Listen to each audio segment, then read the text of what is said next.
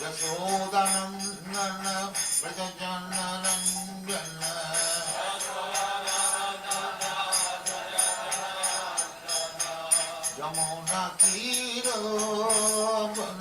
यमुनातीरवनचारी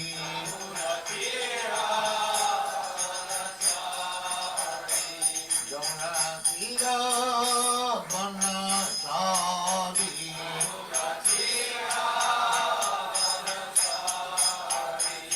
जय राधा माधव कुंज बिहारी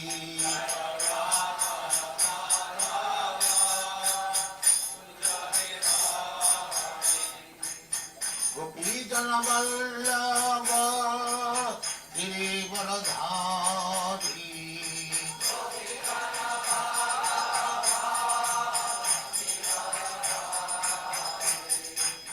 गोपीजन वल्लभ गिरिवरधारी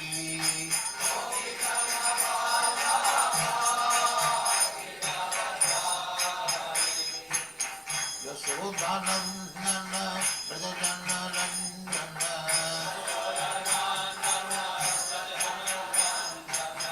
यशोदानन्दन व्रजजनरञ्जन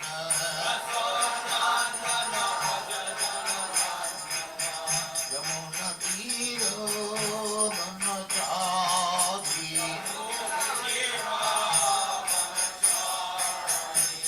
यमुनातीरवनचारी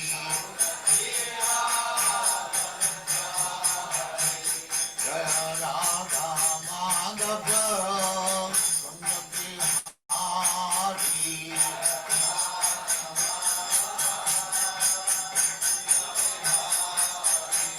जय राधा माधव कुंज बिहारी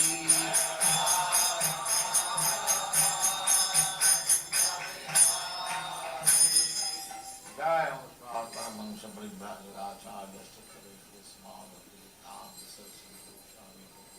जय अनंत कोटि वैष्णव की जय रामाचार्य श्री हरिदास ठाकुर की जय प्रेम से कहो श्री कृष्ण चैतन्य श्री अद्वैत गदाधर शिवाचार्य गौर भक्ति की जय श्री श्री राधा कृष्ण को गोपनाथ श्याम कुंड राधा कुंड गिरिवर की जय वृंदावन धाम की जय नवदीप धाम की जय गंगा माई की जय जमुना माई की जय द्वारका धाम की जय स्वामी भक्तवृंद की जय और ग्लोरी टू द और glory to the thank you very much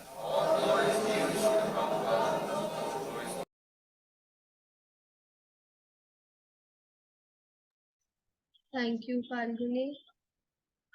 मंगलाचरण भी पढ़ लेते हैं, सेशन स्टार्ट करेंगे।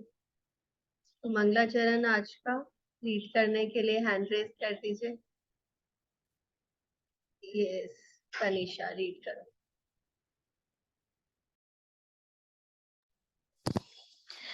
ॐ अज्ञानतिमिरान्धस्य ज्ञानाञ्जनशलाकया चक्षुरुन्मिलितं येन तस्मै श्रीगुरुवे नमः। श्रीचैतन्यमनोभीष्टं स्थापितं येन भूतले स्वं रूपः कदा मह्यं ददाति स्वपदान्तिकं। वन्देऽहं श्रीगुरोः श्रीयुतपदकमलं श्रीगुरून् वैष्णवांश्च श्रीरूपं साग्रजातं सहगण रघुनाथान्वितं तं सजीवं सावधूतं सावधूतं परिजनसहितं कृष्णचैतन्यदेवं श्रीराधाकृष्णपादान् सहगण ललिता श्रीविशाखान्वितांश्च। हे कृष्ण करुणा सिंधु दीनबंधु जगतपते गोपेश गोपिका कांत राधा कांत नमोस्तुते। तप्त कांचन गौरांगी राधे वृंदावनेश्वरी वृषभानुसुते देवी प्रणमामि हरिप्रिये। वाञ्छाकल्पतरुभ्यश्च कृपा सिन्धुभ्य एव च पतितानां पावनेभ्यो वैष्णवेभ्यो नमो नमः। नमो विष्णुपादाय कृष्णपृष्ठाय भूतले श्रीमते भक्ति वेदांत स्वामिने ते नामिने। नमस्ते सरस्वते देवे गौरवाणी प्रचारिणे निर्विशेष शून्यवादी पाश्चात्य देश तारिणे। जय श्री कृष्ण चैतन्य प्रभु नित्यानंद श्री अद्वैत गदाधर श्रीवासादि गौर भक्त वृंद।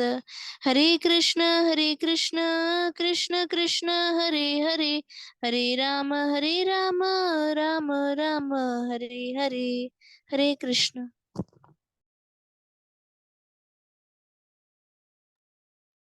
Thank you Tanisha, sweet voice में स्वीट सा मंगलाचरण। थैंक यू माता जी। हरे कृष्णा, सबका स्वागत है आज हमारे भक्ति वृक्षा सेशन में। और ये हमारा टॉपिक नंबर 6 पे आ गए हम लोग। तो लास्ट वीक हमने कौन सा टॉपिक किया था? किस किस को याद है अभी? धर्म। कर चुके हैं। धर्म। धर्म, वेरी गुड। और आज का टॉपिक क्या है? आत्मा का विज्ञान। नहीं, आत्मा का विज्ञान। आई थिंक इसमें इंडेक्स में गलत लिखा है। हाँ, इंडेक्स में 6 नंबर पे गलत टॉपिक लिखा है, आत्मा का विज्ञान। किसको पता है आज का टॉपिक क्या है? किसी को भी नहीं? हरे कृष्णा महामंत्र नहीं है आज का टॉपिक वेद। प्रभु जी। वेद भी नहीं है। ये बुक अगर खोल के देखेंगे, जो हम लोग शेयर कई बार मॉड्यूल शेयर कर चुके हैं। आज का टॉपिक है आध्यात्मिक उन्नति भाग 6, सिद्धि पथ, the path of perfection. The path of perfection या सिद्धि पथ का अर्थ है मुख्य रूप से हमें हरे कृष्णा आंदोलन के बारे में बताना कि हम ये जो जिस रास्ते पे अब हम चल रहे हैं, वो रास्ता हमें परफेक्शन की तरफ लेके जा रहा है। तो वो रास्ता एक्चुअली क्या है और कैसे हमें सिद्धि की तरफ लेके जाता है, ये हम इस वाले टॉपिक में समझेंगे। तो फटाफट से रीडिंग कर लेते हैं आज के मॉड्यूल की, फिर स्लाइड्स के साथ आज का टॉपिक समझेंगे। रीडिंग करने के लिए भी हैंड रेज कर दीजिए। सिर्फ तनीषा ने किया है, और भी कोई लोग पढ़ सकते हैं। सोनाली से शुरू करते हैं। सोनाली स्टार्ट कर लो। हरे कृष्णा। हरे कृष्ण। आध्यात्मिक उन्नति भाग 6 सिद्ध पथ। श्रीमद एसी भक्ति वेदांत स्वामी प्रभुपाद की जय। इस कृष्ण भावनामृत के आंदोलन का उद्देश्य चेतना की शुद्धि है। संप्रति हम यह देवीय चेतना तैयार कर रहे हैं, क्योंकि हमारी चेतना मृत्यु के समय हमारे साथ चली जाती है। शरीर से चेतना उसी प्रकार ले जाई जाती है जिस तरह वायु द्वारा फूल की सुगंध। जब हम मरते हैं तो हम 5 तत्वों से पृथ्वी, जल, वायु, अग्नि व आकाश से निर्मित शरीर विनष्ट हो जाता है और स्थूल पदार्थ तत्वों में मिल जाते हैं, अथवा जैसा कि ईसाइयों को बाइबल कहती है, तू धूल है और धूल में ही मिल जाएगा। सूक्ष्म तत्व मन, बुद्धि, अहंकार जो मिलकर चेतना कहलाते हैं, मृत्यु के समय आत्मा के सूक्ष्म कण को अन्य शरीर तक ले जाते हैं, जिसमें कर्म के अनुसार वे कष्ट भोगता है या आनंद लूटता है। हमारी चेतना हमारे कर्म के द्वारा ढाली जाती है। यदि हम मल की संगति करते हैं तो हमारी चेतना जो वायु की तरह है, मल की गंध को ले जाएगी और इस तरह मृत्यु के समय में हमें अवांछित शरीर के पास ले जाएगी। या फिर यदि ये चेतना गुलाबों के ऊपर से गुजरती है तो गुलाब की सुगंध ली जाती है। अतः हम ऐसे शरीर में ले जाए जाते हैं जिससे हम अपने पूर्व कर्मों के फलों का भोग करते हैं। यदि हम कृष्ण भावनामृत में कर्म करने के लिए अपने को प्रशिक्षित करें तो हमारी चेतना हमें कृष्ण तक ले जाएगी। इसलिए हमारा कर्तव्य है कि देवी चेतना का अनुशीलन करें। यदि हम देवी जीवन, आध्यात्मिक उत्थान तथा शाश्वत ज्ञान में आनंद युक्त जीवन चाहते हैं, दूसरे शब्दों में यदि हम भगवत धाम वापस जाना चाहते हैं, तो हमें दिव्य चेतना अर्थात कृष्ण भावनामृत में अपने को प्रशिक्षित करना होगा। इसे संगति के द्वारा आसानी से प्राप्त किया जा सकता है। संगति संजायते कामः। देवीय संगति से हमारी चेतना देवी बनती है और आसुरी संगति से हमारी चेतना आसुरी बन जाती है। अतः कृष्ण भावनामृत में रहने वालों को उचित संगति से हमारी चेतना को देवी बनाने के लिए प्रशिक्षित किया जाना चाहिए। ये उसका कर्तव्य है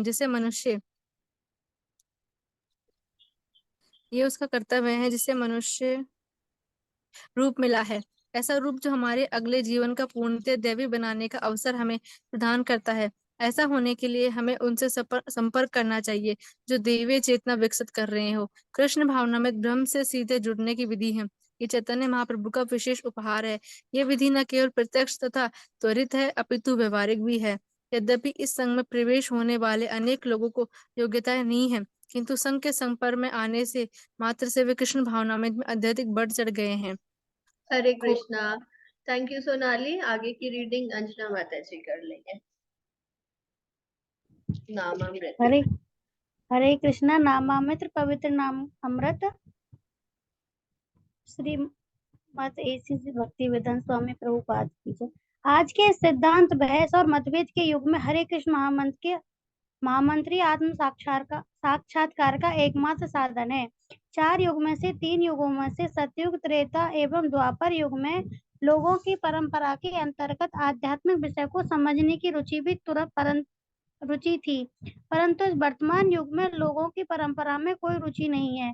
इसकी जगह उन्होंने बहुत से सिद्धांत और बहस के रास्ते खोज लिए हैं। भगवान को समझने की इसकी इस विधि को वेदों ने सहमति नहीं दी है।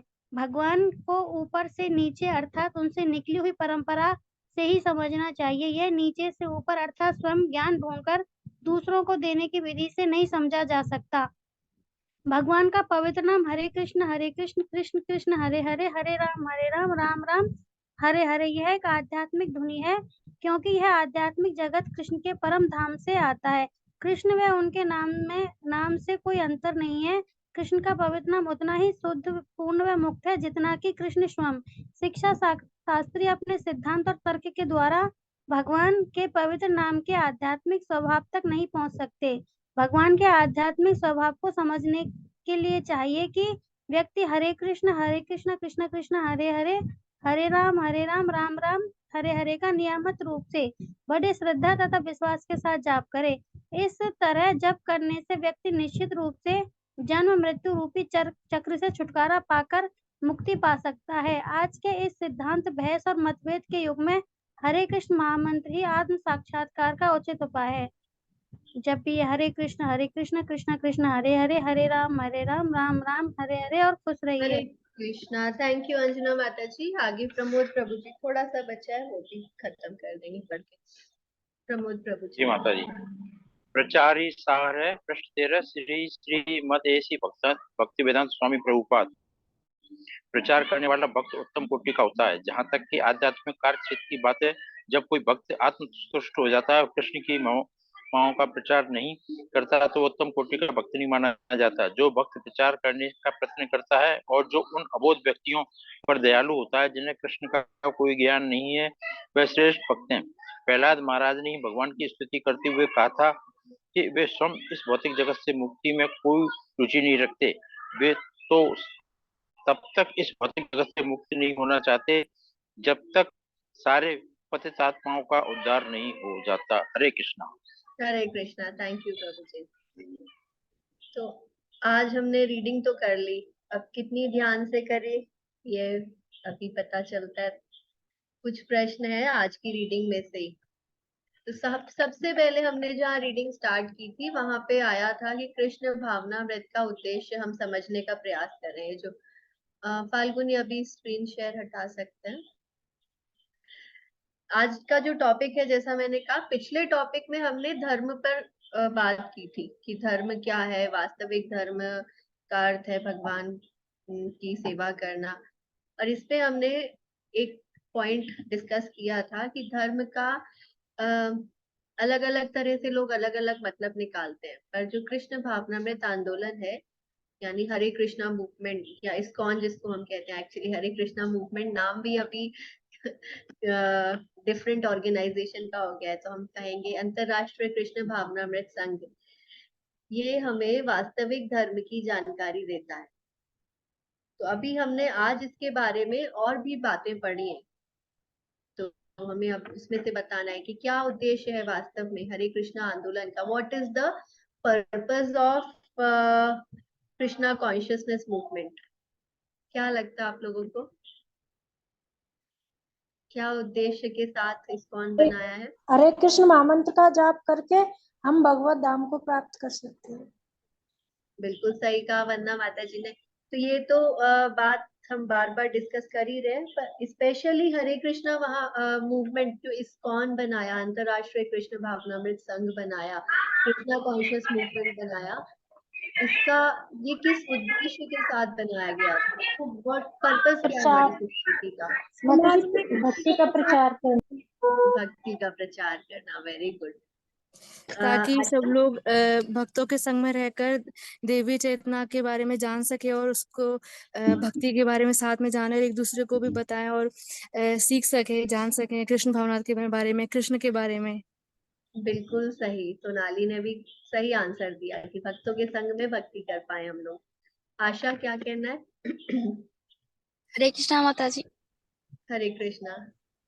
इस्कॉन जो बनाया श्रील प्रभुपाद ने, वो कि भक्तों का संग करके हम भक्ति कर सके, भगवान के बारे में जान सके और अपनी चेतना को शुद्ध कर सके। अपनी चेतना को शुद्ध कर सके, ये पॉइंट आज के रीडिंग में स्पेशली मेंशन किया। प्रभुपाद से जब भी कोई पूछते थे ना, मतलब प्रभुपाद से पूछते थे या प्रभुपाद जब भी लेक्चर्स में बोलते थे कि what is the purpose of Krishna consciousness movement, तो प्रभुपाद कहते थे कि जो लिविंग एंटिटीज, जो जीव है, जो अपना वास्तविक पहचान भूल गए, फॉरगेटफुल लिविंग एंटिटीज, ये हम बार बार डिस्कस कर चुके हैं कि हम सभी अपनी वास्तविक पहचान तो भूल चुके हैं, हमें याद ही नहीं है कि हम वास्तव में भगवान के अंश हैं, हम अभी अपने आप को ये शरीर मानते हैं। और यहाँ पे तनीषा का एक क्वेश्चन था कि भ्रम क्या होता है, भ्रम, व्हाट इज इल्यूजन। तो अभी हम इल्यूजन में ही है, और इल्यूजन यही है कि हम अपने शरीर को मैं मानते हैं और शरीर से संबंधित चीजों को अपना मानते हैं। तो जो पर्पस है इस्कॉन का या कृष्णा कॉन्शियसनेस मूवमेंट का, वो है to revive the divine consciousness of living entities, कि हमारा जो हम फॉरगेटफुल है, हम जो भूल गए भगवान से अपने कनेक्शन को, उसको वापस से इस्टेब्लिश करवाना। और जैसा आज की रीडिंग को अगर हम शॉर्ट में समराइज करें, तो ये कैसे कर रहा है कृष्ण भावनामृत आंदोलन? ये कर रहा है संघ, भक्तों के संघ के माध्यम से। ऐसे हम सबको पता है कि हरे कृष्ण महामंत्र का चैंटिंग करने के कितने फायदे, हम बार बार पढ़ते हैं, पर फिर भी क्यों नहीं हम अकेले रह के कर पाते हैं भक्ति? अगर हम में से सभी लोगों से कह दिया जाए कि अब हमें किसी क्लास में आने की जरूरत नहीं है, मंदिर आने की जरूरत नहीं है, बस आप घर में रह के चैंटिंग करो, करते ही नहीं माता जी। कितने दिन चलेगा? करते हैं तो पता ही नहीं होता।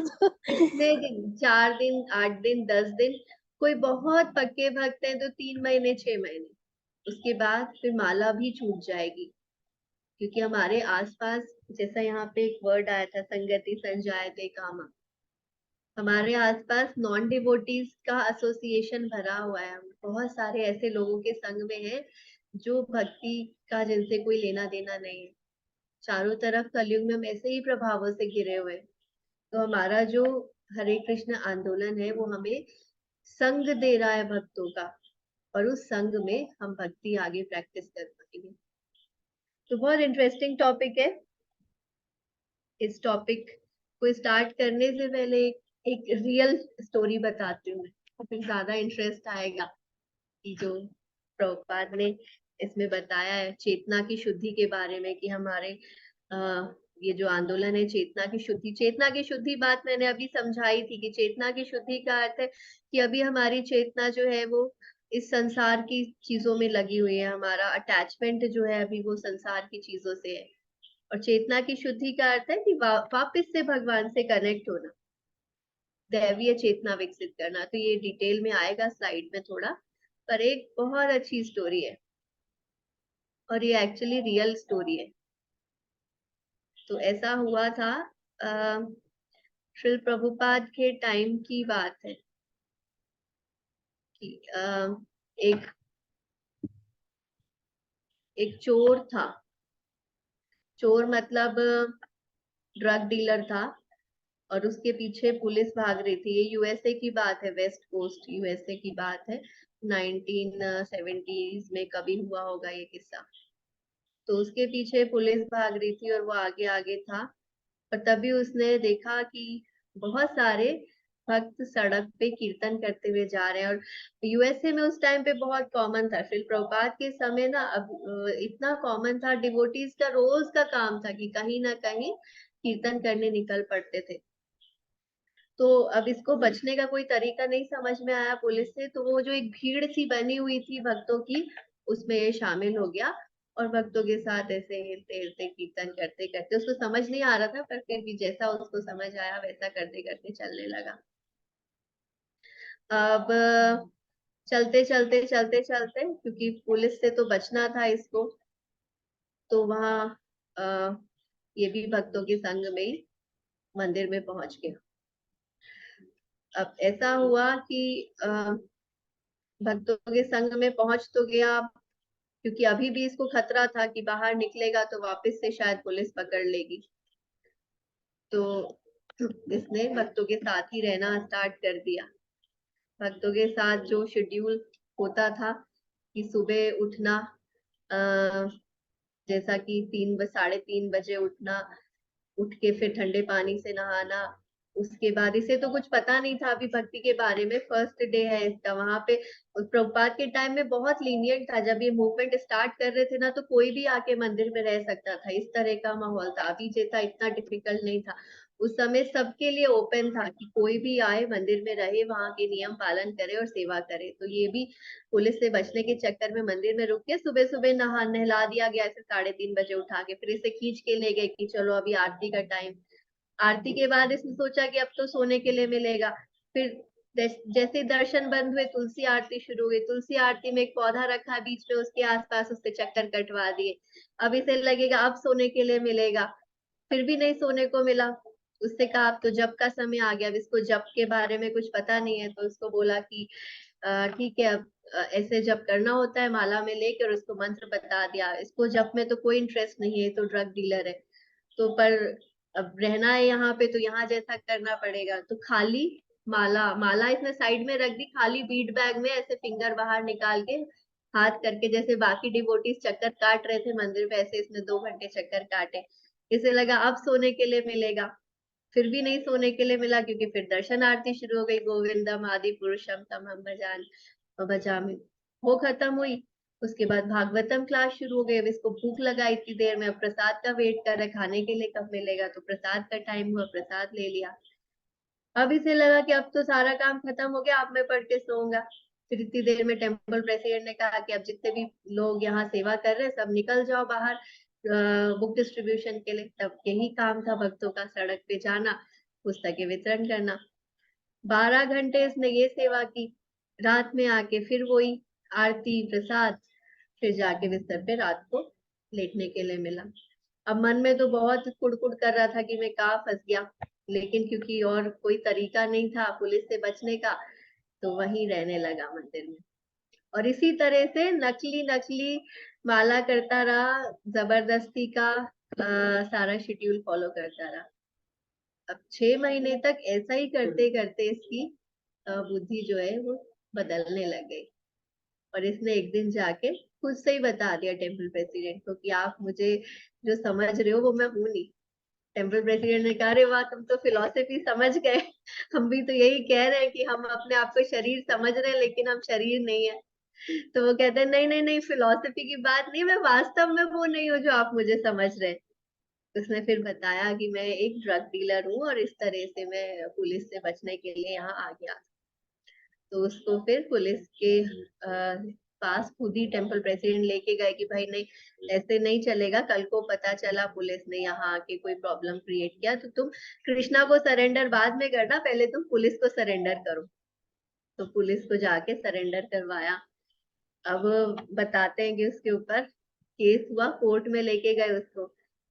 और जब कोर्ट में लेके गए तो पूरा केस चला। जज ने उससे पूछा कि अब कैसा, अब क्या करते हो, क्या कहाँ रहते हो, क्या पूरा शेड्यूल पूछा। तो जब उसने बताया कि सुबह उठता हूँ 3:30 बजे, ठंडे पानी से नहाता हूँ, फिर नाचता हूँ, उसके बाद एक पेड़ के चक्कर काटता हूँ, फिर 2 घंटे खाली ऐसे चक्कर काटता हूँ हाथ में एक थैला पकड़ के, और उसके बाद फिर आरती होती है, और उसके बाद फिर 12 घंटे सड़क पे घूमता हूँ, फिर आके रात में बस 4 घंटे सोता हूँ।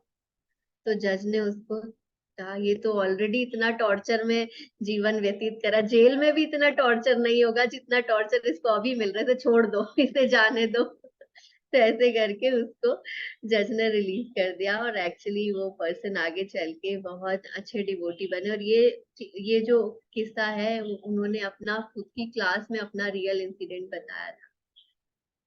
तो अब हरे कृष्णा आंदोलन क्या कर रहा है, वो यही कर रहे हैं, चेतना की धुलाई। जो एक चोर भी सिर्फ एक्टिंग करते करते, उसको कोई इंटरेस्ट नहीं था भक्ति में, कोई इंटरेस्ट नहीं था, सिर्फ भक्त बनने की एक्टिंग करते करते करते करते ही उसका इतना प्यूरिफिकेशन हो गया कि वास्तव में वो भगवान का इतना अच्छा भक्त बन गया। तो यही रीडिंग है आज की हमारी। हरे कृष्णा आंदोलन चेतना की शुद्धि कर रहा है। अब इसको और थोड़ा टेक्निकल पार्ट जो है वो हम स्लाइड्स में देखते हैं।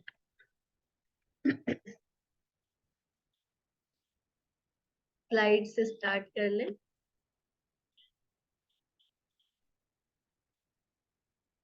ज्योति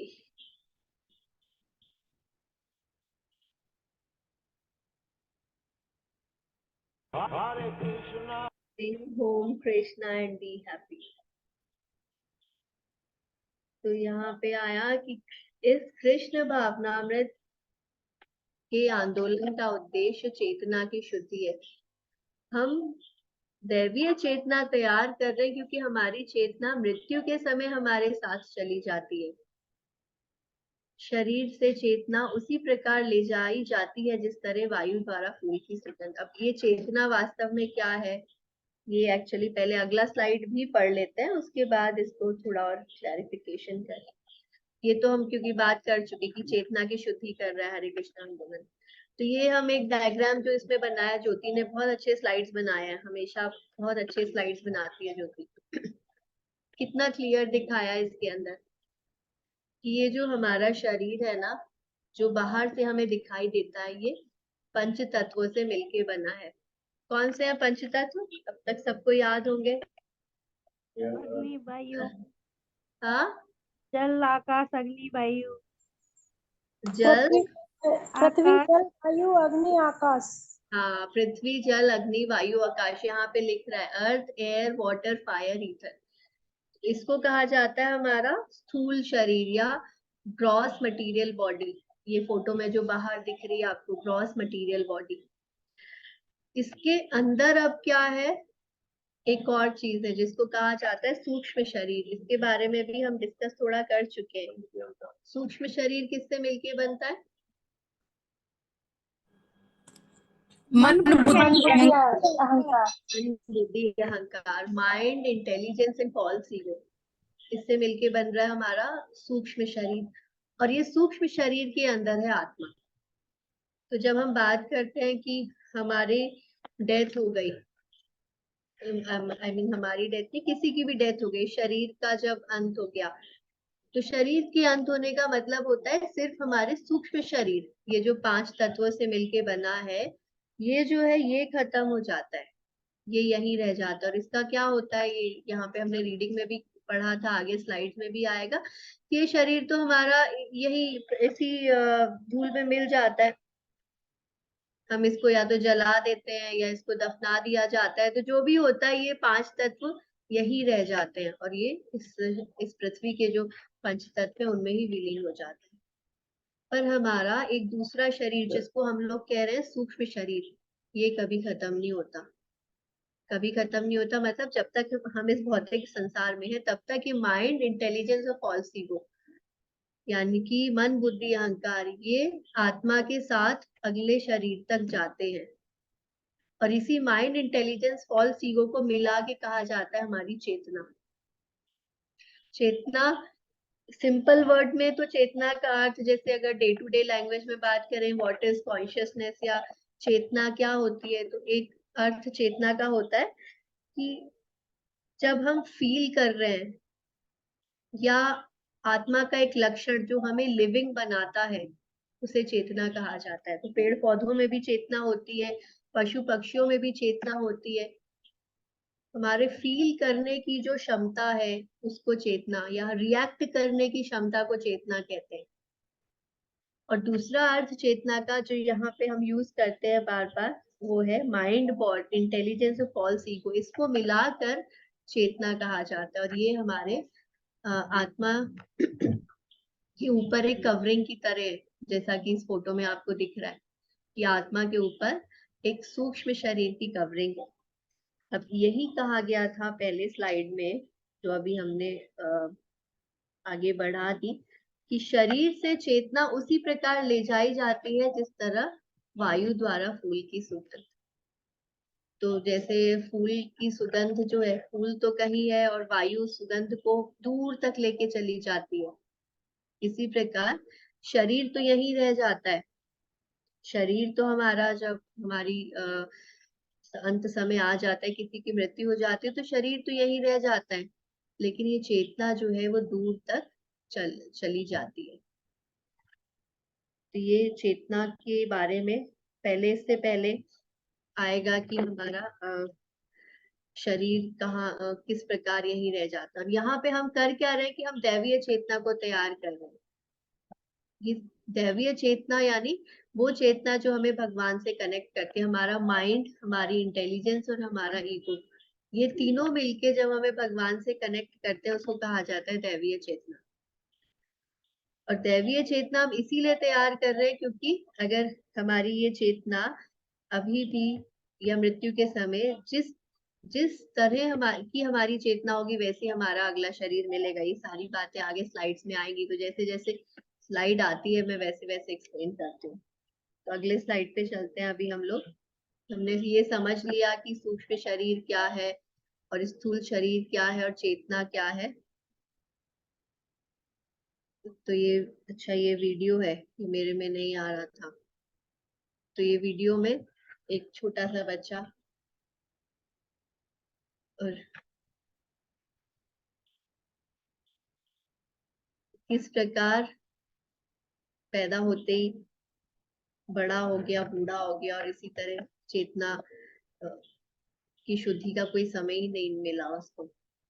अभी यहाँ पे यही दिखाया कि फ्रॉम डस्ट वी रिटर्न, ये जो मैंने बात की थी कि हमारी जो सूक्ष्म, हमारा स्थूल शरीर है, स्थूल शरीर तो पंच तत्वों से मिलके बना है, तो मृत्यु के समय स्थूल शरीर तो यही रह जाएगा। जब हम मरते हैं तो ये 5 तत्वों से बना शरीर पृथ्वी, जल, वायु, अग्नि व आकाश नष्ट हो जाता है और स्थूल पदार्थ तत्वों में मिल जाता है।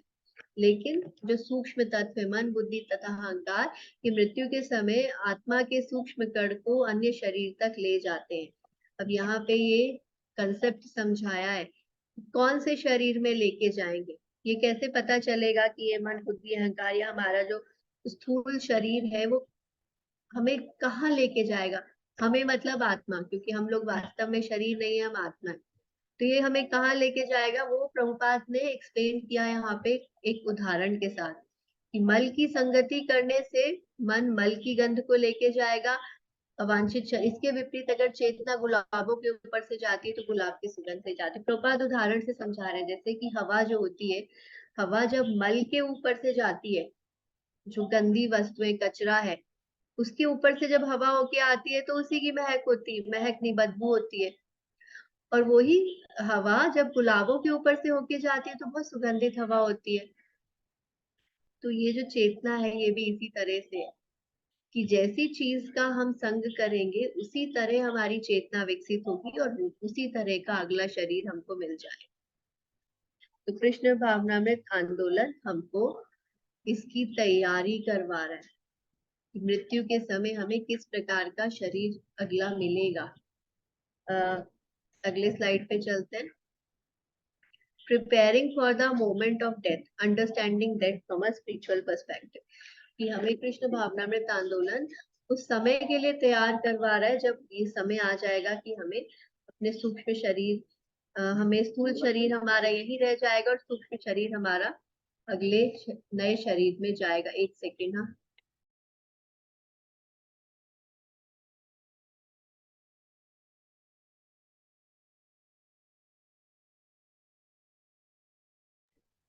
बहुत तेज आंधी आ गई है, शायद वो तूफान आ रहा है जिसका इंतजार चल रहा था इतनी देर से टीवी वालों को।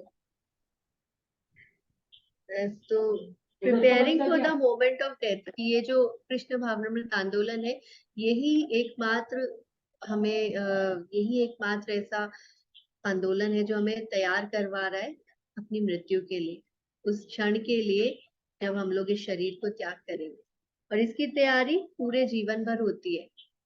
इसीलिए हम कहते हैं कि ये जो करेक्ट समय है भक्ति में आने का, वो समय बुढ़ापा नहीं है, क्योंकि बुढ़ापे में कैसे तैयारी करेंगे, अब तो ऑलरेडी एग्जाम पास आ गया बिल्कुल। एग्जाम की तैयारी जितनी पहले से हो, जैसे आजकल किसी को आईआईटी में एडमिशन लेना होता है, तो आईआईटी की तैयारी आजकल बच्चे फर्स्ट सेकंड स्टैंडर्ड से ही शुरू कर देते हैं, क्योंकि पता है कि एग्जाम मुश्किल है। मेरी वॉइस नहीं आ रही है क्या? आ रही आ है रही है माता नहीं जी। माता जी। गरिमा का मैसेज था, गरिमा को वॉइस नहीं आ रही है। तो जैसे एग्जाम की तैयारी, आईआईटी की तैयारी फर्स्ट सेकंड से शुरू हो जाती है। इससे एक बात याद आ गई, मैंने एक्चुअली पढ़ी थी। एक्चुअली ये पढ़ा मतलब रियल इंसिडेंट है कि मैं एक व्यक्ति ने ऐसा एक क्वेश्चन डाला था कि मेरा बच्चा अभी 5th स्टैंडर्ड में आ गया, तो अब क्या वो आईआईटी की तैयारी कर पाएगा? I think he is already too late, मतलब वो ऐसा लिख रहा था कि अब वो बच्चा 5th में आ गया, तो अब तो वो बहुत लेट हो गया तैयारी करने के लिए, तो अब वो क्या आईआईटी में कभी भी तैयारी करके एग्जाम दे पाएगा? तो उसके नीचे कुछ लोगों ने उत्तर दिया था कि हाँ हाँ बहुत लेट हो गया, एक्चुअली आईआईटी की तैयारी तो तुमको तब से करानी थी जब वो बच्चा जो है वो पेट में ही था। तो ये सिचुएशन है आईआईटी के एग्जाम के लिए एक्चुअली आजकल। तो जब हमें इतने बड़े एग्जाम के लिए हमें, और ये हमें पता है कि हम सबको देना ही है, ये जो एग्जाम है ना, preparing for the moment of death, ये जो क्षण, ये मृत्यु वाला जो एग्जाम है, ये हम सबको देना है। तो इसकी तैयारी हम लोग कब करेंगे? ये हमें कृष्ण भावनामृत आंदोलन ये सिखा रहा है कि कैसे हम मृत्यु की तैयारी करें। अगले स्लाइड पे चलते हैं। तो मृत्यु के लिए तैयारी करने का अर्थ है कि हमारी चेतना को इस तरह से हम विकसित करें हमारे जीवन काल में कि हमें मृत्यु के समय करेक्ट शरीर मिल जाए। कुत्ते बिल्ली का शरीर तो ना मिले कम से कम।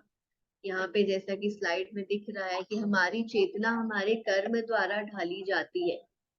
जैसा हमारे जीवन भर कर्म करेंगे वैसे ही हमारी चेतना बन जाएगी। जैसा अभी हमने उदाहरण से समझा कि अगर हवा जो है वो मल के ऊपर से जा रही है तो मल वाली उसमें बदबू भर जाएगी, और वही हवा अगर गुलाब के ऊपर से निकलेगी तो गुलाब की महक आ जाएगी, सुगंध आ जाएगी।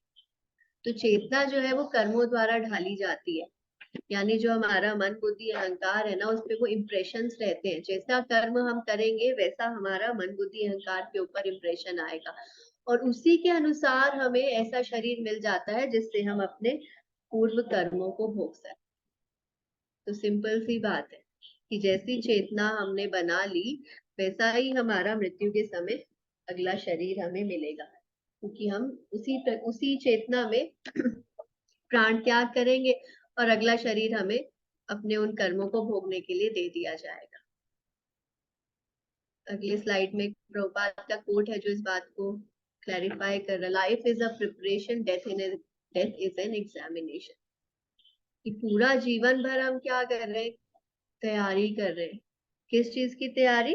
मृत्यु के समय हमारी चेतना भगवान में लग पाए। भगवत गीता में आता है ना, यम यम पापी स्मरण भावम त्यजते अन्ते कलेवरम, कि जो भगवान को याद करके शरीर त्याग करेगा वो भगवान के पास चला जाएगा। पर भगवान को याद करके शरीर त्याग करना इतना आसान नहीं है, इसके लिए पूरे जीवन भर का मेहनत लगता है, पूरे जीवन भर की तैयारी लगती है इसके लिए। तो life is a preparation and death is an examination. अगले स्लाइड में प्रभुपाद का एक बहुत ये पिक्चर जो है काफी फेमस है, प्रभुपाद की Bhagavad Gita as it is में ये पिक्चर दिया गया है। इसमें इस बात को उदाहरण से समझाया जाता है कि किस प्रकार हमारी जो शरीर की चेतना है वो हमारे अगले शरीर को निर्धारित करती है। जैसे कि इस फोटो में दिखाया जा रहा है, एक पिक्चर में दिख रहा है कि जो मांस खाने का जिसको बहुत शौक है, या जिसको शराब पीने का शौक है, या उल्टी सीधी चीजें खाने का, अलग अलग तरह के अपने सेंस ग्रेटिफिकेशन, इंद्रिय तृप्ति का शौक है, उसको उसी प्रकार का अगला शरीर मिल जाएगा। पेड़ पौधे का शरीर, जिसको कपड़े नहीं पहनने, फोटो में दिख रहा है पहले वाले फोटो में कि जिसको कपड़े पहनना ही नहीं है, उसको भगवान ऐसा शरीर दे देते हैं अगली बार कि ठीक है तुम पेड़ पौधे बन के रह लो, पेड़ पौधों को तो नहीं कपड़ा पहनना पड़ता। हाँ, जिसको मांस खाने का शौक है उसको शेर चीते का शरीर दे दिया। उससे भी ज्यादा गंदा कुछ खाने का शौक है तो सुअर का शरीर दे दिया। यहाँ पे लिखा है when one dies in the mode of passion he takes birth among those engaged in fruitive activities, and one dies in the mode of ignorance he takes birth in the animal kingdom। है ना। तो यहाँ पे यही बात है कि जैसी हमारी चेतना पूरे जीवन भर हमने डेवलप की है वैसा ही अगला शरीर मिल जाएगा। अगर मरते समय हम इस तरह की चेतना में हैं, यही खाना वो पीना पूरा जीवन इसी का ही अभ्यास किया है, तो वैसी चेतना मरते समय होगी और अगला शरीर हमको जानवर का मिल जाएगा। इसमें कोई भी डाउट नहीं है। ऐसा नहीं है कि ये किसी और के साथ होगा हमारे साथ नहीं होगा, यही हमारी गति होने वाली है। अगले स्लाइड में इसीलिए इसका सोल्यूशन बताया है। यदि हम कृष्ण भावनामृत में कर्म करें तो हमारी चेतना हमें कृष्ण तक लेके जाएगी। इसीलिए हमारा कर्तव्य है कि हम दैवीय चेतना का अनुशीलन करें।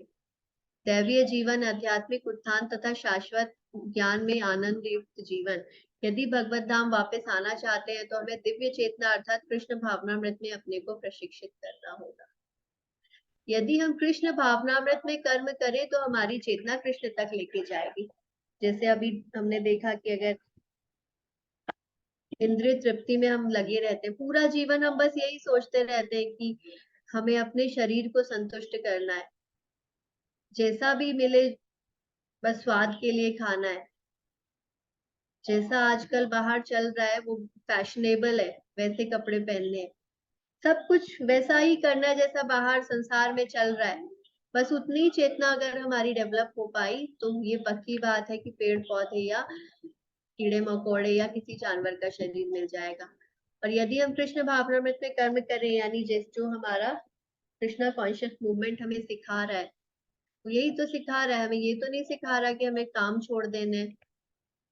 हमने कहीं पे भी ऐसा आज तक नहीं सीखा यहाँ पे कि हमें अपना घर छोड़ देना है, या हमें गृहस्थी छोड़ देनी है, या करियर छोड़ देना है, या पढ़ाई छोड़ देनी है। ये तो नहीं सिखा रहा इस्कॉन हमको।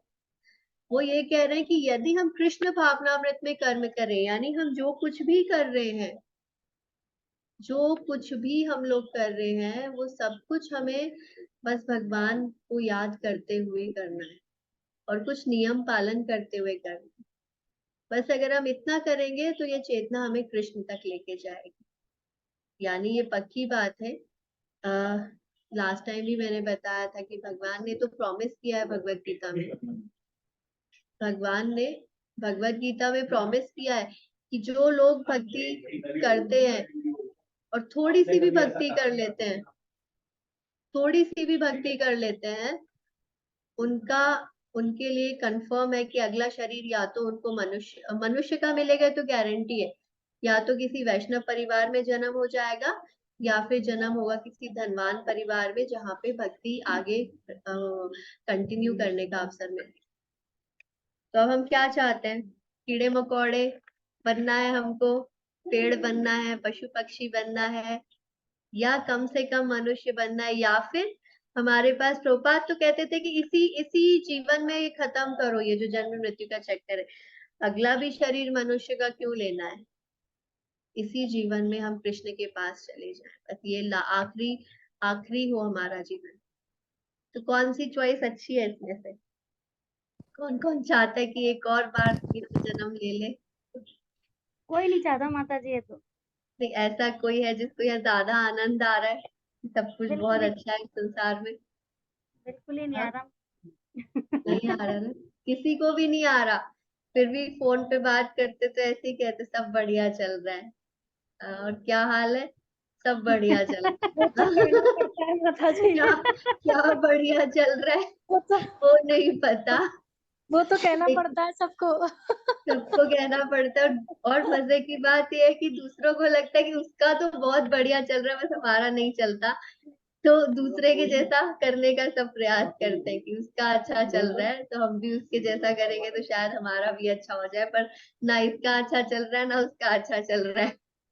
ये भौतिक जगत में किसी का भी बढ़िया चल ही नहीं रहा है, इसीलिए बार बार समझाया जा रहा है कि ये भौतिक जगत से भाग लो, उसी पे ही भलाई है। यहाँ पे अगर बार बार फंसते रहे और बाई चांस चेतना की शुद्धि नहीं हुई और इसी तरह से ये वाला मनुष्य शरीर भी गवा दिया, तो वापस से फिर 84 लाख जन्मों बाद मनुष्य शरीर मिलेगा। तो ये बात अगर एक बार मन में बैठ जाएगी ना, फिर इस शरीर के लिए इतना आदर का भाव आ जाएगा कि मनुष्य शरीर तो मिल गया, तो अब कम से कम इस जन्म में इतनी मेहनत तो कर लें कि हमें आईआईटी में एडमिशन ना मिले तो कम से कम किसी ठीक ठाक इंजीनियरिंग कॉलेज में तो मिल जाए। ऐसा ना हो कि बिल्कुल ही अनपढ़ बन के घूमना पड़े। तो इतनी मेहनत करने का प्रयास हम अवश्य ही करेंगे। तो हम सबका कर्तव्य है कि हम दैवीय चेतना का अनुशीलन करें। अगली स्लाइड। कैसे होगा दैवीय चेतना का विकास? जैसा मैंने शुरू में स्टोरी से ही बताया था कि इसे संगति के द्वारा आसानी से प्राप्त किया जा सकता है। संगति संजायते कामा। कृष्ण भावनामृत में रहने वालों की उचित संगति से हमारी चेतना को दैवीय बनने के लिए हमें प्रशिक्षित किया जाना चाहिए। तो ये पॉइंट इम्पोर्टेंट है कि संगति हम जैसी करेंगे वैसी ही हमारी चेतना विकसित हो जाएगी। तो सबसे पहले इसमें बात ये आती है कि हमें कैसे लोगों का संग नहीं करना चाहिए। शास्त्रों में भी एक घटना आती है, वैसे तो ये सबको पता है कि बैड कंपनी में जो लोग रहते हैं वो बुरे बन जाते हैं। शास्त्रों में तो घटना आती है जो हमको बताती है कि संग करना मतलब सिर्फ देखने मात्र से हमारी चेतना कितनी परिवर्तित हो सकती है। अजामिल की जो कथा आती है शास्त्रों में, अजामिल के बारे में बताया जाता है कि अजामिल ब्राह्मण था, अच्छा खासा पढ़ा लिखा था, सारे शास्त्रों का ज्ञान था उसको। बस एक बार जा रहा था जंगल से, वहां उसने एक ऐसा दृश्य देखा कि एक वैश्या जो है एक पुरुष का आलिंगन कर रही है। सिर्फ ये चलते चलते थोड़ा सा ग्लिम्स उसने देखा। ऐसे दृश्य आजकल तो बहुत कॉमन है, टीवी में, एडवर्टाइजमेंट में, इंटरनेट में भरे पड़े। अजामिल एक अच्छा पढ़ा लिखा विद्वान ब्राह्मण था, थोड़ा सा संग मतलब सिर्फ देखना, उतना सा वो दृश्य देखा और उसकी चेतना इतनी ज्यादा परिवर्तित हो गई कि उसने सब कुछ छोड़ दिया, ना जो ब्राह्मण का कार्य था सब कुछ छोड़ दिया और उस वैश्या को लेके आ गया और उसके साथ रहने लगा। तो आसुरी संगति से हमारी चेतना आसुरी बन जाती है। इसके उदाहरण हजारों हमें अपने आसपास देखने के लिए मिल जाएंगे।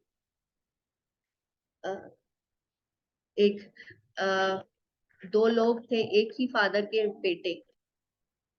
फादर जो है वो बहुत ड्रिंक करते हैं, बहुत ड्रिंक करते हैं, और उनके दो लड़के हैं। एक एक बेटा इस्कॉन से जुड़ा हुआ, दूसरा बेटा जो है वो जनरल जो आजकल का हाई सोसाइटी है उससे जुड़ा हुआ। तो दोनों से एक क्वेश्चन पूछा गया कि क्या आप शराब पियोगे या क्या आप शराब पीते हो? तो जो बेटा हाई सोसाइटी से जुड़ा हुआ था उसका उत्तर था हाँ मैं पीऊंगा। क्यों पियोगे? क्योंकि पिताजी पीते हैं। पिताजी पीते हैं मतलब उसने, क्योंकि उसकी संगति ऐसी थी तो उसने क्या एग्जाम्पल निकाला कि मेरे पिता पीते हैं तो मैं भी पी सकता हूँ, इसमें गलत क्या है? वही बात दूसरे बेटे से पूछी गई जो डिवोटीज के संग में था कि क्या आप शराब पियोगे? उसने कहा नहीं पीऊंगा। क्यों नहीं पियोगे? क्योंकि पिताजी पीते हैं। उसका कहने का अर्थ था पिताजी पीते हैं और मैंने देखा है कि इससे कितना ज्यादा हानि होती है, पीने के बाद कितनी बुद्धि जो है वो बिगड़ जाती है, मैं ये देख रहा हूँ, इसके लिए मैं कभी शराब नहीं पीऊंगा। तो ये प्रभाव होता है संगति का। दिव्य आसुरी संगति और दैवीय संगति। दोनों तरह की संगति से हमारी चेतना उसी तरह की डेवलप होती है। सेम बात है, पिताजी शराब पीते हैं, सेम चीज दोनों बेटे देख रहे हैं, पर दोनों का इन्फेरेंस अलग अलग आ रहा है, दोनों का कंक्लूजन अलग अलग आ रहा है, क्योंकि दोनों की चेतना अलग अलग तरह से विकसित हो रही है। और विकसित क्यों हो रही है? जैसे संग में रहेंगे वैसे ही चेतना बन जाएगी। इसीलिए बार बार कहा जाता है कि कृष्ण भावनामृत में रहने वालों की उचित संगति से हमारी चेतना को दैवी बनने के लिए प्रशिक्षित किया जाना चाहिए। कि डिवोटीज का संग अगर करेंगे तो आसानी से हम इस चेतना को डेवलप कर लेंगे। अभी कैसे लोगों का संग नहीं करना चाहिए, पहले उस पर एक बार आते हैं। फिर डिवोटीज का संग करना चाहिए तो बात हमें एक्चुअली पता ही है। कैसे संग करना चाहिए डिवोटीज का, वो अगला पॉइंट है। पर पहले हम लोग एक बार देखते हैं कि कैसे लोगों का संग हमें नहीं करना चाहिए। शायद अगले स्लाइड में है, नेक्स्ट स्लाइड ज्योति।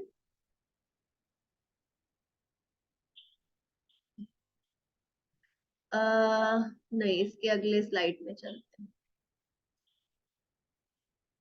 इसमें एक फोटो बनाया हुआ है, बहुत फेमस फोटो है। तो ये फोटो जैसे लोगों का संग नहीं करना चाहिए। क्यों नहीं करना चाहिए? ये 2-3 चीजें आपको याद रखनी है। कैसे लोगों का संग नहीं करना चाहिए? जो स्पिरिचुअलिस्ट है उनकी हम लोग बात कर रहे हैं, क्योंकि ये बात तो हमको क्लियरली पता है कि अब भक्तों का संग नहीं करना चाहिए। तो अभी हम लोग इतने दिनों से क्लास सुन रहे हैं, तो ये हमें क्लियर हो चुका कि जो लोग गलत काम करते हैं, जो भक्ति में नहीं है, उन ऐसे लोगों का संग हमें नहीं करना चाहिए। तो क्लियर पॉइंट है। अभी हम बात कर रहे हैं कि अगर हम आध्यात्मिक जीवन में भी आगे बढ़ना चाहते हैं, आध्यात्मिक जीवन में भी बहुत सारे लोग हमें दिखाई देंगे अपने आसपास, जो हमें लगेगा कि ये भी तो स्पिरिचुअल है, इनका एसोसिएशन कर लेते हैं, इनके लेक्चर सुन लेते हैं। तो हमें कुछ वार्निंग दी गई है। वो वार्निंग है, सबसे पहली वार्निंग, मायावादियों का संग नहीं करना चाहिए। मायावादियों का संग यानी कि मायावादी का मैंने कितनी बार बताया कि टीवी में जो भी लेक्चर दे रहे हैं ना, 90% मायावादी होते हैं, जो इस तरह की बातें करते हैं कि ब्रह्म में लीन हो जाओ, हम भगवान है। और वो ऐसे नहीं बोलते हम भगवान हो, कहते हैं कि अभी जब हमारा ज्ञान जैसे ही हमें ज्ञान मिल जाएगा वैसे ही हमें पता चल जाएगा कि हम तो माया से ढके हुए थे, वास्तव में तो हम ही परम परमात्मा पूर्ण ब्रह्म है जो सारे संसार में व्याप्त है। इस तरह की बातें, तो ये मायावादी होते हैं, इनका संग नहीं करना चाहिए। दूसरी बात होती है सहजिया। सहजिया कौन लोग होते हैं? सहजिया आपको पुराने मंदिरों में बहुत दिखते हैं, वृंदावन वगैरह, वृंदावन, जगन्नाथपुरी या और जो कुछ ट्रेडिशनल मंदिर है, इसमें अक्सर लोग दिखते हैं। और आजकल यूट्यूब पे भी बहुत दिख जाएंगे। सहजिया यानी कि जो बहुत चीपली राधा कृष्ण की लीलाओं की बात करते हैं और उनको नकल उतारते हैं। कोई कोई इनमें से लोग अपने आप को सखी बन के घूमने लगते हैं, कपड़े चेंज कर लेते हैं अपने और अलग अलग तरह का मेकअप कर लेते हैं और खुद को गोपी बनने लगते हैं, या इस तरह की जो बातें बताते हैं कि हम गोपी हैं, हम भगवान का संग कर सकते हैं, इस तरह से उस तरह से।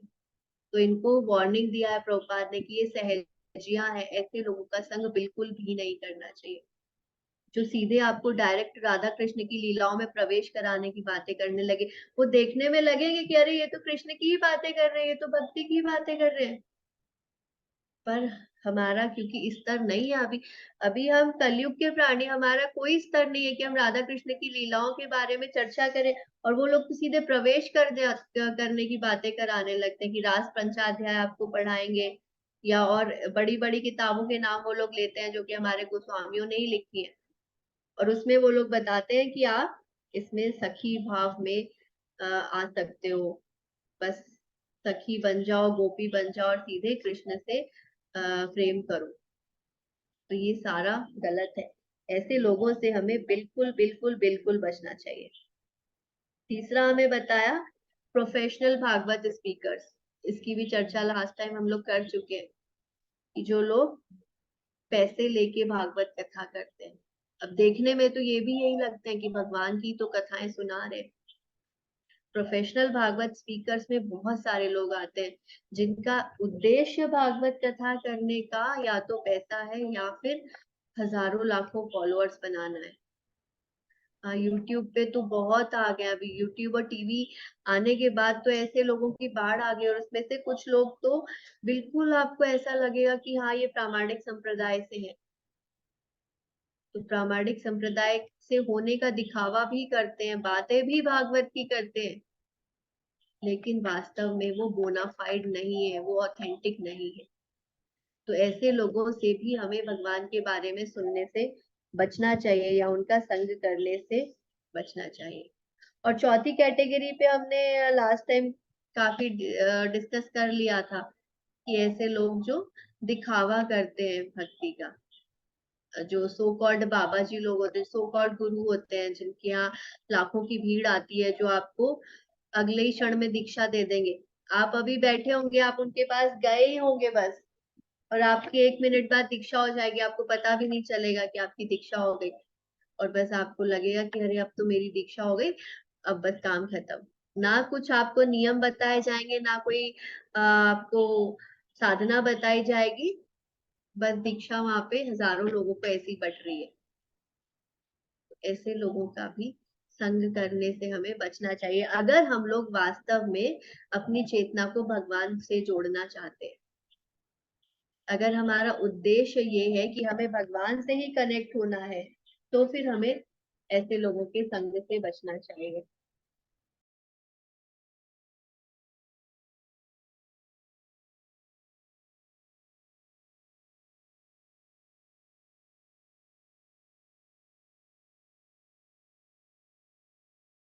अभी यहाँ पे जो फोटो बना है ना, जिन जिन पर्सनालिटी का, बहुत फेमस हो रहे हैं, पर एक प्रॉब्लम है।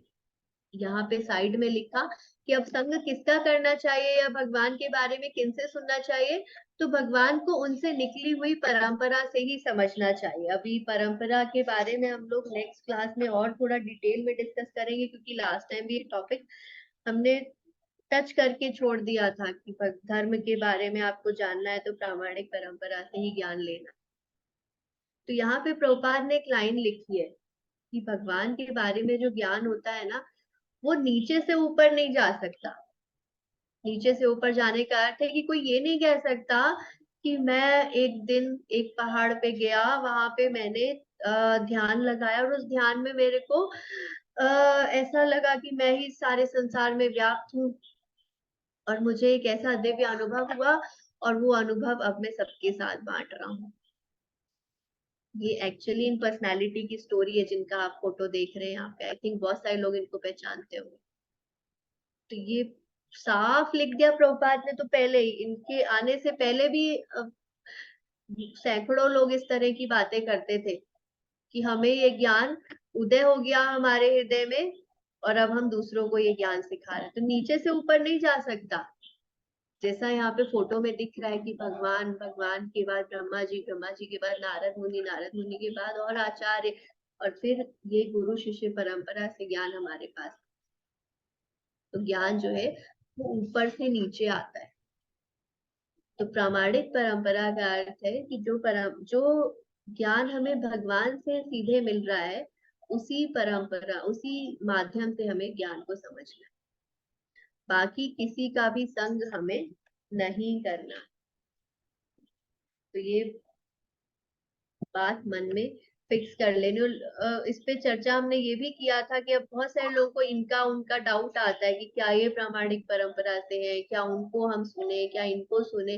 तो इसके लिए क्लियर हमें इंस्ट्रक्शन मिलती है सीनियर डिवोटी से कि आपको जब अब एक प्रामाणिक परंपरा मिल चुकी है, अब आपको पता चल चुका है कि इस्कॉन जो है वो प्रामाणिक परंपरा से है, और हमारे जो आचार्य है गुरु शिष्य परंपरा से पूरी तरह कनेक्टेड है, तो फिर अब इधर उधर भागने की जरूरत ही नहीं। हमें 10 लोगों को अब टेस्ट करने की जरूरत नहीं है कि हम इनको सुन ले क्या, उनको सुन ले क्या, उनके बहुत फॉलोअर्स हैं, यूट्यूब पे इनके बहुत वीडियो आ रहे हैं। अब उसमें कंफ्यूजन में रहना नहीं चाहिए। अगर रहेंगे तो हमारा ही समय हम लोग वेस्ट कर रहे हैं। कितना भी अच्छा लेक्चर लगे किसी का, कितना ही आनंद आए, कितना ही मजा आए, कितने ही जोक्स हो, कितना ही रस बहे कथा में, फिर भी नहीं सुनना।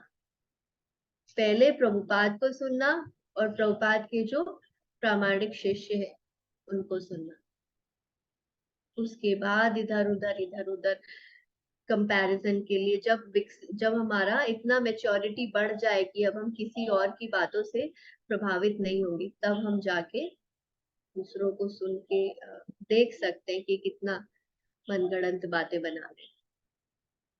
यहाँ पे ये बताया गया कि भक्तों के संग में ही हम अपनी चेतना को विकसित कर सकते हैं। इसमें 2-3 पॉइंट्स रह गए जो हम लोग नेक्स्ट क्लास में डिस्कस कर लेंगे। एक पॉइंट तो ये रह गया कि भक्तों के संग की हम बात करें तो भक्तों का संग कैसे करना चाहिए, ये इम्पोर्टेंट बात है कि जब हम कह रहे हैं संग करो तो किस प्रकार से संग किया जा सकता है।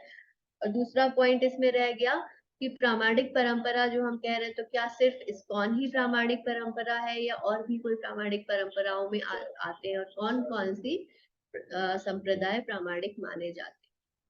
और इसके अलावा कुछ पाठ हमारा इसका रह गया जो हमने आगे पढ़ा था, पवित्र नाम का अमृत और प्रचार ही सार है में अभी हम उत्तम अधिकारी, मध्यम अधिकारी और कनिष्ठ अधिकारी की भी चर्चा करेंगे, तो वो नेक्स्ट क्लास में करेंगे। अभी आज की रीडिंग में से किसी का कोई क्वेश्चन है तो पूछ सकते हैं। समझ में आया या डिफिकल्ट था? समझ में आया माता जी। आ गया माता जी। अभी आपने बोला था कि हम उस लेवल तक आ जाएंगे तब हमें उनके लेक्चर सुनने चाहिए जब हमें इफेक्ट ना पड़े। सुनने चाहिए नहीं, हम तब सुन सकते हैं और तब हम प्रभावित हुए बिना सुन सकते, तब हमें ये समझ में आ जाएगा कि ये जो बातें कर रहे हैं ये मनगढ़ंत है। तो वो अगर लेवल कब पता चलेगा हमें कि हम उस लेवल तक आ गए हैं? जब हम किसी और के लेक्चर से भ्रमित ना हो। वो लेवल आएगा जब हम बहुत अपने आचार्यों को, प्रभुपाद को सुनते जाएंगे, तब एक समय हमारे हार्ट में फिलॉसफी रियलाइज हो जाती है, जिसे कहते हैं। इसको कोई वर्ड्स में एक्सप्लेन नहीं कर सकता। ये ज्ञान हृदय प्रकाशिता कहते हैं, दिव्य ज्ञान हृदय प्रकाशिता की, ये ज्ञान हमारे हार्ट में रियलाइज हो जाएगा। उस समय हमें किसी भी और फिलॉसफी से हमारे मन में डाउट आना बंद हो जाएगा। चाहे हम किसी को भी सुन ले, चाहे कोई हमें कह दे कि हम ब्रह्म में लीन हो जाए, चाहे कोई हमें कह दे कि हम सखी बन जाए, चाहे कोई हमें और किसी तरह की बातें बताने लगे, पर हमारे मन में क्लैरिटी इतनी आ चुकी होगी कि हमें उससे कोई फर्क नहीं पड़ेगा, हम उस तरफ मिसगाइड नहीं होने लगे।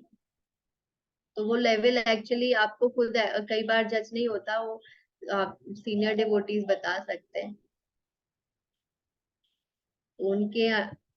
उनके देख रेख में रहेंगे, सीनियर डिवोटीज की देख रेख में रहेंगे तो सेफ है। वो आपको जज कर सकते हैं क्वेश्चन आंसर से, आपके के आचरण से, फिलॉसफी पे आपका कितना अंडरस्टैंडिंग है, उनको समझ में आने लगता है, तो आप उनसे सीधे सीधे पूछ सकते हैं। हमें एट ऑल टाइम्स इंस्ट्रक्शन ये है कि इवन हमें प्रभुपाद का इंस्ट्रक्शन दिया गया है कि गौड़िया मठ के भक्तों को भी नहीं सुनना चाहिए, जबकि गौड़िया मठ तो इस्कॉन, प्रभुपाद एक्चुअली गौड़िया मठ से ही आते हैं, पर जब तक हम लोग नव दीक्षित है, नियोफाइट कहा जाता है, जब तक हम नव दीक्षित भक्त हैं तब तक हमें गौड़िया मठ के भी लेक्चर्स की तरफ नहीं जाना चाहिए। माता जी मेरा एक क्वेश्चन है। हाँ ज्योति। माता जी मुझे पता नहीं था इनिशियली, पहले मैं गौड़िया मठ के लेक्चर्स काफी सुनती थी, तो उनकी मतलब उनकी फिलोसफी में भी काफी मुझे डिफरेंसेस लगते थे, जो इस्कॉन में होता है और उधर होता है, तो काफी डिफरेंस लगते थे। फिर जब मैंने रियलाइज किया तो छोड़ दिया। तो बट ये ऐसा क्यों है, डिफरेंस कैसे फॉलो फिलोसफी में? डिफरेंस इसलिए ज्योति, डिफरेंस फिलोसफी में उतना नहीं है, हमारी अंडरस्टैंडिंग के लेवल में आता है। गौड़िया मठ का जो फिलोसफिकल अंडरस्टैंडिंग जिस लेवल के डिवोटीज के लिए दिया गया है, अभी हम उस लेवल पे नहीं है, पहली बात तो ये। और प्रभुपाद ने ना जो हमारे आचार्यों के जो ग्रंथ हैं उसमें से जो पॉइंट्स निकाल के दिए हैं, वो पॉइंट्स निकाल के दिए। देखो हमारे आचार्यों ने, रूप गोस्वामी, सनातन गोस्वामी, इन लोगों ने, और फिर आगे हमारे और आचार्य जो हुए विश्वनाथ चक्रवर्ती ठाकुर वगैरह, इन्होंने ना बहुत डीप में बातें बताई और बहुत सागर है इनके पास। इनके ग्रंथों में इतने सारे बातें बताई गई हैं जो कि अगर हम खुद से पढ़ने चाहें तो हम फिर कंफ्यूज होने लगेंगे। तो श्रील प्रभुपाद ने हमें वो दिया है जो हमारे लिए मोस्ट इम्पोर्टेंट है और जिसको हम एक्चुअली बहुत आसानी से फॉलो कर सकते हैं। तो जहाँ पे डिफरेंसेस हमें दिखाई देते हैं ना गौड़िया मठ और इस्कॉन की बातों में, वो डिफरेंसेस एक्चुअली इसीलिए आते हैं कि कोई गौड़िया मठ के सीनियर डिवोटी होंगे जिन्होंने कोई बुक लिखी होगी, तो उन्होंने कुछ पर्टिकुलर पार्ट ऑफ फिलोसफी को एम्फेसाइज किया होगा, उन्होंने कुछ ऐसे बिंदुओं को ज्यादा एम्फेसाइज किया होगा जो उनके अंडरस्टैंडिंग के हिसाब से इम्पोर्टेंट है। तो पर माता हमें जी उनकी भी मूवमेंट बोनाफाइड है? उनकी भी मूवमेंट पूरी तरह बोनाफाइड है। Gaudiya Math is a bonafide organisation, वो गुरु शिष्य परंपरा में ही आता है। पर हमें, क्योंकि श्रील प्रभुपाद ने हमारे लिए बिल्कुल जैसे स्पून फीडिंग करके फिलॉसफी है ना, वैसे लिख दिया है।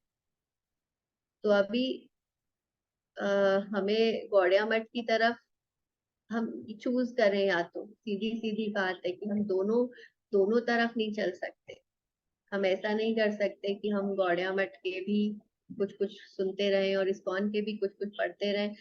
न्यूफाइट स्टेज में पॉसिबल नहीं है, पर जैसा मैंने कहा कि जब हमारा एक लेवल आ जाता है ना फिलोसफिकल अंडरस्टैंडिंग का, और वो लेवल तभी आता है जब हम अपने श्रील प्रभुपाद के लेक्चर्स को हजारों बार सुन लेते हैं, सीनियर डिवोटीज के लेक्चर्स को हजारों बार सुन लेते हैं, तब वो लेवल आने लगता है। प्रभुपाद की बुक्स को पढ़ लेते हैं बहुत बार, तो ये फिलोसफी बिल्कुल क्रिस्टल क्लियर हो जाती है, हमारी आंखों के सामने फिलोसफी बिल्कुल क्लियर हो जाती है एकदम। तब अगर हम किसी गौड़िया मठ के भी डिवोटी का कोई बुक पढ़ते हैं ना, तब हमारे माइंड में कंफ्यूजन नहीं आता, तब हम उसको परसीव कर पाते हैं कि अच्छा ये बात कह रहे हैं तो ये किस लिए कह रहे हो।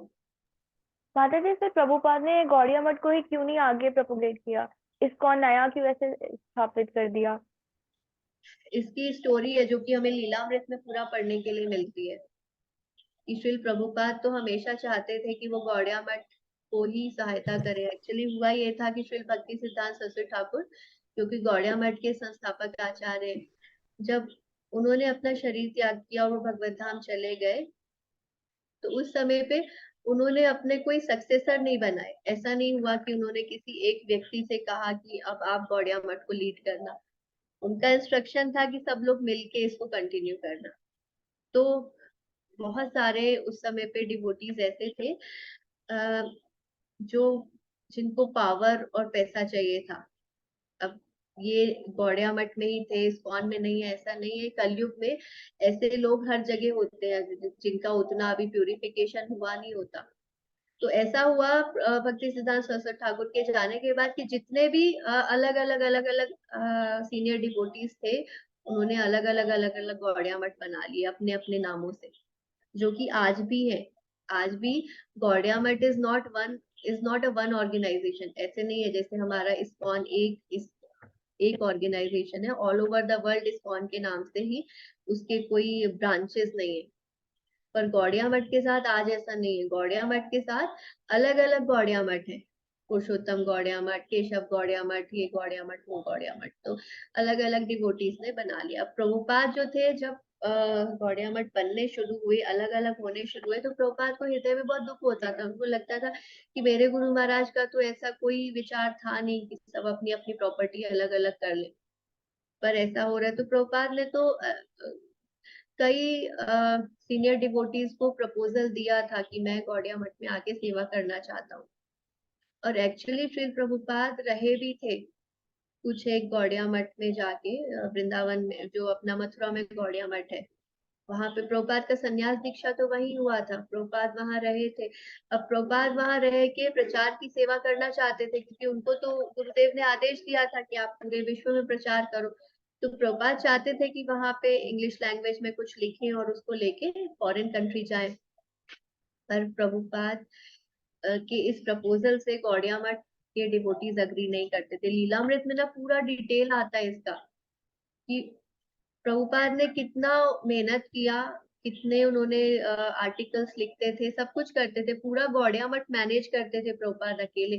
फंड लाने से लेकर, डे टू डे एक्टिविटीज से लेकर, फिर प्रीचिंग के लिए आर्टिकल्स लिखने से लेकर सब कुछ करते थे श्रील प्रभुपाद। फिर भी वहां के जो उस समय के जो हेड थे गौड़िया मठ के, जो डिवोटीज थे, उनको विश्वास ही नहीं था कि विदेश में प्रीचिंग हो सकती है। तो उन्होंने कभी भी प्रभुपाद को एनकरेज नहीं किया विदेश जाने के लिए, या जब श्री प्रभुपाद ने कहा कि इंग्लिश लैंग्वेज में हम भागवतम निकालते, वो अग्री ही नहीं हुए। तो फिर वो समय आया कि जब प्रभुपाद को लगा कि अगर मुझे अपने गुरु महाराज के मिशन को आगे बढ़ाना है तो मुझे गौड़िया मठ छोड़ना होगा। एक्चुअली प्रभुपाद ने छोड़ा अलग इसलिए नहीं था कि उनको भी अपना नाम कमाना था, पर उनको अपने गुरु के आदेश पूरे करने थे, और वहां पे वो हो नहीं पा रहा था। इसीलिए प्रभुपाद को फिर यूएसए जाना ही था, वहां गए, और वहां पे अब प्रचार करने के लिए एक ऑर्गेनाइजेशन का होना जरूरी है। बिना ऑर्गेनाइजेशन के एक व्यक्ति के लिए संभव नहीं है कि पूरे विश्व में प्रचार कर पाए। फिर उन्होंने इस्कॉन की स्थापना की। जी माता जी। बहुत सारे लेटर्स हैं ज्योति, तुम्हें अगर कभी समय मिले, आप में से किसी को भी समय मिले, तो श्रील प्रभुपाद के लेटर्स का एक वेबसाइट है जहाँ पे आप गूगल कर सकते हैं श्रील प्रभुपाद लेटर्स करके, तो वो आ जाएगा। और उसमें श्रील प्रभुपाद ने जितने भी पत्र लिखे हैं ना, वो सारे पत्र वहां पे है। प्रभुपाद के सारे लेटर्स उसमें डॉक्यूमेंटेड है। तो श्रील प्रभुपाद जब गौड़िया मठ में थे तब से लेकर इस्कॉन एस्टेब्लिश हो गया, और उसके बाद भी कई सालों तक के उनके लेटर्स हैं, और उसमें कई लेटर्स हैं जो कि उन्होंने गौड़िया मठ के डिवोटीज को लिखे हैं, जहाँ पे वो उनसे सहायता मांग रहे हैं प्रचार के लिए। पर एक समय ऐसा आया था जब प्रभुपाद गौड़िया मठ में रह रहे थे, सेवा कर रहे थे, और उन्होंने गौड़िया मठ वालों से सिर्फ 2 जोड़ी अच्छे कपड़ों का मांग किया था। उन्होंने एक लेटर में लिखा था कि मैं प्रचार करना चाहता हूँ, प्रचार में अच्छे लोगों में करना चाहता हूँ। संभ्रांत जो लोग हैं, उस समय बड़ा फेमस था, या अभी भी कहते हैं ना कल्चर्ड पीपल, मैं ऐसे लोगों में प्रचार करना चाहता हूँ। तो उसके लिए मेरे कपड़े जो है वो फट गए हैं, तो मुझे 2 जोड़ी अच्छे वस्त्र दे दिए जाए। वो भी नहीं दिया गया था, वो भी सैंक्शन नहीं हुआ था प्रभुपाद। इतने स्ट्रगल किए श्री प्रभुपाद ने। जब ये स्ट्रगल हमें समझ में आ जाएगा ना, तब हमारा डेडिकेशन जो है वो प्रभुपाद के अलावा इधर उधर जरा सा भी नहीं भटकेगा। श्री प्रभुपाद ने अपना खाना पीना सोना रहना सब कुछ छोड़कर हमारे लिए ये हरे कृष्णा मूवमेंट, हरे कृष्णा आंदोलन बनाया है, कृष्णा कॉन्शियसनेस मूवमेंट, कृष्ण भावनामृत आंदोलन बनाया है, अपना ब्लड एंड स्वेट देकर बनाया है। तो हमारा कर्तव्य है कि हम श्री प्रभुपाद के लिए उतने ही डेडिकेटेड रहें। ठीक है, हरे कृष्णा माता जी। हरे कृष्णा। माता जी, जे पृथ्वी जल अग्नि वायु आकाश, ये 5 तत्व है जिससे शरीर बनता है, स्थूल शरीर। तो माता जी आकाश तत्व का कैसे? आकाश जो है ना, ये एक्चुअली ये 5 तत्व इवन पृथ्वी जल अग्नि वायु आकाश की जब हम बात करते हैं ना, तो फिलॉसफी में इनका अलग एक डिस्क्रिप्शन है। ये जब हम लोग भागवतम पढ़ रहे थे ना, तो भागवतम में इसका डिटेल आया था कि पृथ्वी कैसे बनती है, अग्नि कैसे होती है, जल कैसे, और इन सब के कुछ तन मात्राएं हैं। तो आकाश का अर्थ एक्चुअली वो आकाश नहीं है जो स्काई हमें ऊपर दिखता है। आकाश का अर्थ मोटे मोटे शब्दों में स्पेस कह दिया जाता है कि स्पेस को हिंदी में क्या कहेंगे? अंतरिक्ष। हाँ, अंतरिक्ष कहते हैं। अंतरिक्ष करेक्ट वर्ड है, लेकिन स्पेस का अर्थ जैसे 2 चीजों के बीच में जो खाली स्थान है, खाली जगह, है ना। तो सिंपल समझने के लिए हम इसको स्पेस कह देते हैं, पर एक्चुअली वो स्पेस भी नहीं है। ये पृथ्वी जल अग्नि वायु आकाश जो है ना, ये इनका बहुत डिटेल है, इनके गुण अलग है। तो हम अग्नि देखते हैं तो वो अग्नि मतलब वो आग वाली अग्नि नहीं है, क्योंकि इस अग्नि में भी क्या क्या मिलके बना है ये भागवतम में वर्णन है।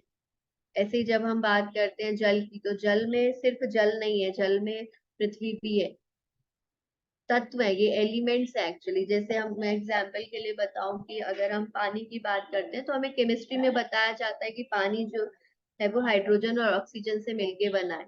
अब हम उसमें अलग अलग नहीं कर सकते कि हाइड्रोजन कहाँ पे है, ऑक्सीजन कहाँ पे है।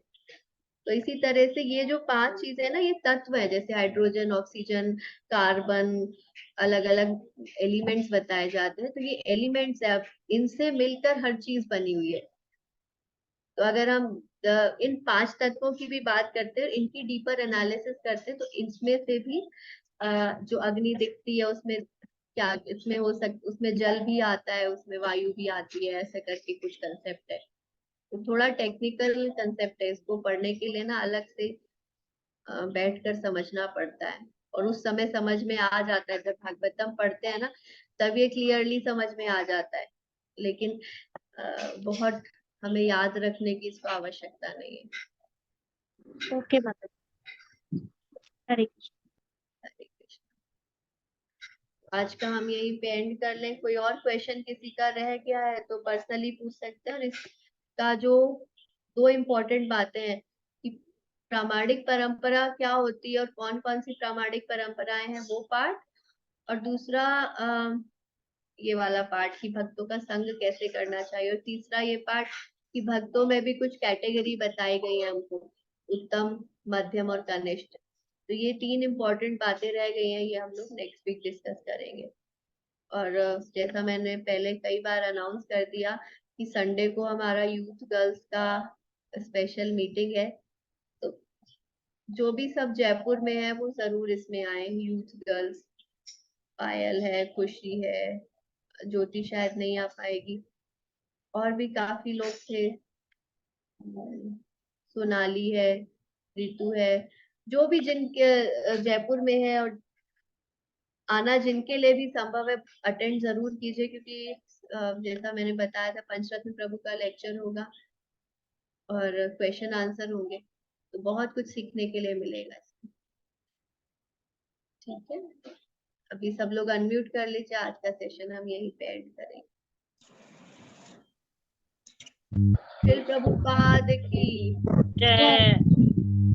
हरे कृष्णा कृष्णा कृष्णा कृष्णा हरे हरे, हरे राम हरे राम, राम हरे हरे। हरि बोल। हरि बोल। हरे कृष्णा माता जी। आपका बहुत बहुत धन्यवाद। कृष्णा हरे कृष्णा हरे कृष्णा हरे कृष्णा। हरे कृष्ण। एंड कर रही हूँ। हरे कृष्णा माता जी।